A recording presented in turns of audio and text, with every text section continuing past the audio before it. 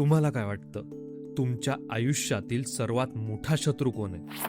तुमची परिस्थिती, तुमचं नशीब, तुमचे विरोधक, की तुमच्याच आयुष्यातील काही माणसं? नाही, तुमचा सर्वात मोठा शत्रू बाहेर नाहीये, तो तुमच्या आत आहे आणि त्याचं नाव आहे तुमच्या भावना. कारण रागाच्या भरात घेतलेला एक निर्णय, भीतीपोटी सोडलेली एक संधी, अहंकारामुळे तुटलेलं एक नातं आणि क्षणिक आनंदासाठी केलेली एक चूक, ही तुमचं आयुष्य कायमचं बदलू शकते. सर्वात धक्कादायक गोष्ट म्हणजे त्या क्षणी तुम्हाला असंही वाटत नाही की तुम्ही चूक करत आहात. उलट तुम्हाला वाटतं की मी अगदी योग्य निर्णय घेतोय. पण वास्तवात निर्णय तुम्ही घेत नसता, तुमच्या भावना घेत असतात आणि नंतर तुमचा मेंदू त्या निर्णयाचं समर्थन करण्यासाठी कारण शोधत असतो. आपण स्वतःला जितकं तर्कशुद्ध समजतो तितके आपण प्रत्यक्षात नसतो. म्हणूनच अनेक बुद्धिमान, यशस्वी आणि अनुभवी लोक सुद्धा एका क्षणाच्या भावनेमुळे आयुष्यातील सर्वात मोठ्या चुका करून बसतात. पण असं का होतं? आपल्या भावना आपल्या विचारांवर इतकं सहज नियंत्रण कसं मिळवतात? आणि सर्वात महत्त्वाचं, या अदृश्य शत्रूवर विजय कसा मिळवायचा, याचंच उत्तर आज आपण या व्हिडिओच्या माध्यमातून जाणून घेणार आहोत. कल्पना करा, तुम्ही सकाळी उठता आणि मोबाईल उघडता. एका व्यक्तीचा मेसेज दिसतो. तो मेसेज वाचताच तुम्हाला राग येतो. काही सेकंदातच तुम्ही त्याला मोठा रिप्लाय पाठवता. कडक शब्द, टोमणे, आरोप आणि एका तासानंतर तोच मेसेज पुन्हा वाचल्यावर तुम्ही स्वतःलाच म्हणता, मी इतका रागावलोच का होतो? असं तुमच्यासोबत कधी झालंय का? किंवा भीतीमुळे एखादी मोठी संधी सोडलीये का? किंवा क्षणिक आनंदासाठी असा निर्णय घेतलाय की ज्याचा पश्चाताप आजही होतो? आणि जर उत्तर हो असेल तर तुम्ही एकटे नाही आहात, कारण हे जवळपास प्रत्येक माणसासोबत घडतं. रॉबर्ट ग्रीन म्हणतात की आपल्या आयुष्यातील अनेक चुकीच्या निर्णयांचं कारण बुद्धी नसते, भावना असतात. आपल्याला वाटतं की आपण आधी विचार करतो आणि मग निर्णय घेतो, पण प्रत्यक्षात अनेक वेळा याच्या अगदी उलट घडतं. आधी भावना निर्णय घेतात आणि नंतर आपला मेंदू त्या निर्णयाचं समर्थन करण्यासाठी कारण शोधायला लागतो. राग आला की आपल्याला स्वतःलाच बरोबर वाटतं. भीती वाटली की प्रत्येक गोष्ट धोकादायक वाटते. अहंकार दुखावला की समोरचा माणूस चुकीचाच वाटतो. पण भावना वास्तवाकडे पाहण्याचा आपला चष्माच बदलून टाकतात. यालाच इमोशनल हायजॅक असं म्हणतात. म्हणजे त्या काही क्षणांसाठी तुमच्या विचारांच्या सुकाणूवर तुमची बुद्धी नसते, तुमच्या भावना बसलेल्या असतात आणि इथूनच सुरू होतात आयुष्यातील सर्वात महागडे निर्णय. पण प्रश्न असा आहे, आपल्या भावना आपल्या मेंदूवर इतक्या सहज नियंत्रण कसं मिळवतात? यामागचं कारण आता आपण समजून घेऊया. पण आता एक महत्त्वाचा प्रश्न, आपल्या भावना आपल्या विचारांवर इतक्या सहज नियंत्रण कसं मिळवतात? यामागे 3 कारण आहेत. पहिलं कारण म्हणजे आपला अहंकार. आपल्या प्रत्येकाला स्वतःबद्दल चांगलं वाटावं असं वाटतं. म्हणूनच जे विचार आपल्या अहंकाराला सुखावतात ते आपण पटकन स्वीकारतो, पण जे आपल्या चुका दाखवतात ते आपण सहज नाकारतो. दुसरं कारण म्हणजे आपण सत्य शोधत नाही, तर आपल्या मताला आधार देणारे पुरावे शोधतो. समजा तुम्ही एखाद्या व्यक्तीबद्दल आधीच ठरवलंय की तो चुकीचा आहे, मग तो कितीही चांगला वागला तरी तुमचं लक्ष त्याच्या एका छोट्याशा चुकीवरच जाईल. कारण तुमचा मेंदू सत्य शोधत नसतो, तो फक्त तुमच्या आधीच्या विश्वासाला समर्थन देणारे पुरावे शोधत असतो. आणि तिसरं कारण, आपल्या भावना वास्तव बदलत नाहीत, पण वास्तवाकडे पाहण्याची आपली नजर बदलतात. जेव्हा आपण आनंदी असतो तेव्हा जग संधींनी भरलेलं वाटतं, पण जेव्हा आपण रागात, भीतीत किंवा निराशेत असतो तेव्हा ते जग अचानक धोकेदायक, अन्यायकारक किंवा निराशाजनक वाटायला लागतं. लक्षात ठेवा, परिस्थिती बदललेली नसते, पण बदललेली असते ती फक्त आपल्या मनाची अवस्था. म्हणूनच खरी बुद्धिमत्ता म्हणजे प्रत्येक भावनेवर विश्वास ठेवणं नाहीये, तर ती भावना आपल्या विचारांवर पडदा तर टाकत नाहीये ना, हे ओळखणं. आता प्रश्न असा आहे, जर भावना इतक्या शक्तिशाली असतील तर त्या आपल्या आयुष्यात नेमकं किती मोठं नुकसान करू शकतात? चला आता हे पाहूया. इथेच आपल्या आयुष्यातील सर्वात मोठी चूक सुरू होते. कारण एक चुकीचा निर्णय कधीच एकटा येत नाही, तो त्याच्यासोबत अनेक नवीन चुका घेऊन येतो.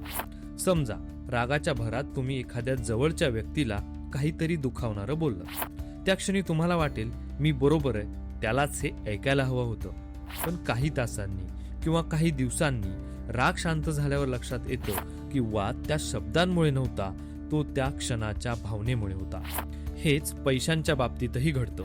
शेअर मार्केट खाली येतं, भीती वाढते आणि अनेक लोक घाईघाईने आपली गुंतवणूक विकून टाकतात. काही महिन्यांनी मार्केट पुन्हा वर जातं, पण संधी त्यांच्या हातातून निघून गेलेली असते. निर्णय चुकीचा नव्हता, निर्णय घेण्याची वेळ चुकीची होती. कारण त्या क्षणी विचार करत नव्हता, भीती विचार करत होती. म्हणूनच जेव्हा भावना आपल्या मनावर नियंत्रण मिळवतात, तेव्हा आपण वास्तवाकडे पाहणं थांबवतो. आपल्याला फक्त तेच दिसतं ते ज्या क्षणी आपल्या भावनांना योग्य वाटत असतं. आणि म्हणूनच अनेक वेळा आपल्याला स्वतःच्या निर्णयाचं समर्थन करण्यातच जास्त रस असतो, सत्य स्वीकारण्यात नाही. हीच सवय पुन्हा पुन्हा तेच निर्णय घ्यायला लावते. आणि मग आपण म्हणतो, माझ्या आयुष्यात हे नेहमी माझ्यासोबतच का घडतं? पण कदाचित समस्या परिस्थिती नसते, समस्या अशी असते की प्रत्येक वेळी परिस्थितीपेक्षा आपल्या भावना निर्णय घेत असतात. मग प्रश्न असा आहे, जगात असे लोक आहेत का जे भावना अनुभवतात पण तरीही त्यांच्या आहारी जात नाहीत? आता एक प्रश्न, जर भावना इतक्या शक्तिशाली असतील तर इतिहासात असा एखादा माणूस होता का ज्याने आपल्या भावनांना स्वतःवर राज्य करू दिलं नाही? होता. आणि त्यांचं सर्वोत्तम उदाहरण म्हणजे छत्रपती शिवाजी महाराज. अफजल खान स्वराज्यावर चालून आला. रस्त्यात त्याने मंदिरांची तोडफोड केली, गावं जाळली, निरपराध लोकांवर अत्याचार केले. हे सगळं फक्त एकाच कारणासाठी, शिवाजी महाराजांनी संतापाच्या भरात मैदानात उतरावं. कारण अफजल खानाला माहित होतं, रागात घेतलेला निर्णय बहुतेक वेळा चुकीचा असतो. पण इथेच शिवाजी महाराज इतरांपेक्षा वेगळे ठरले. त्यांच्या मनात संताप नव्हता असं नाही, तो नक्कीच होता, पण त्यांनी त्या संतापाला आपल्या निर्णयाचा मालक होऊ दिलं नाही. त्यांनी घाई केली नाही, भावनेच्या भरात युद्ध छेडलं नाही, शांतपणे परिस्थितीचा अभ्यास केला, योग्य वेळेची वाट पाहिली, रणनीती आखली आणि मग अफजल खानाला जिथे स्वतःला सुरक्षित वाटत होतं त्याच ठिकाणी त्याच्याकडून चूक करून घेतली. ही फक्त युद्धातील विजयाची गोष्ट नव्हती, ही स्वतःच्या भावनांवर मिळवलेल्या विजयाची गोष्ट होती. म्हणूनच खरी ताकद ही भावना नसण्यात नाही, तर भावना असूनही त्यांना आपल्या बुद्धीवर राज्य करू न देण्यात. कारण जो माणूस स्वतःच्या मनावर विजय मिळवतो त्याला हरवणं जगासाठी खूप कठीण होतं. मग पुढच्या वेळी तुम्हाला खूप राग येईल किंवा कोणीतरी मुद्दाम तुम्हाला उचकवण्याचा प्रयत्न करेल, तेव्हा लगेच प्रतिक्रिया देऊ नका. स्वतःला एक प्रश्न विचारा, मी आत्ता निर्णय घेतोय की माझ्या भावना माझ्याकडून निर्णय करून घेत आहेत? कारण अनेकदा जिंकणारा तो नसतो जो सर्वात शक्तिशाली असतो, जिंकणारा तो असतो जो सर्वात आधी स्वतःच्या भावनांवर विजय मिळवतो. या व्हिडिओच्या सुरुवातीला मी तुम्हाला एक प्रश्न विचारला होता, तुमचा सर्वात मोठा शत्रू कोण आहे? आता कदाचित उत्तर बदललं असेल. कारण आपल्या आयुष्यात नेहमी परिस्थिती हरवत नाही, नेहमी लोकही हरवत नाही. अनेकदा आपल्याला हरवतात आपल्या स्वतःच्या भावना. राग, भीती, मत्सर, अहंकार या भावना काही वाईट नाहीयेत, त्या माणूस असल्याचा एक भाग आहेत. पण त्या जर तुमच्या निर्णयांचं नेतृत्व करू लागल्या तर त्या तुमच्या आयुष्याची दिशाच बदलू शकतात.